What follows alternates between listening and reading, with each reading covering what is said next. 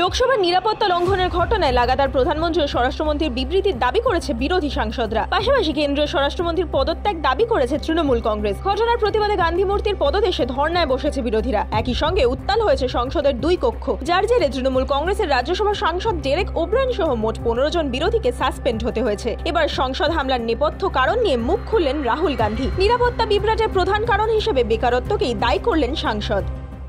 सुरक्षा ब्रीच हुई है, वो है, बट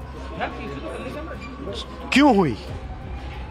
जो देश में सबसे बड़ा मुद्दा है बेरोजगारी का मुद्दा, जो पूरे देश में उबल रहा है, मोदी जी की पॉलिसीज के कारण हिंदुस्तान के युवाओं को रोजगार नहीं मिल रहा है।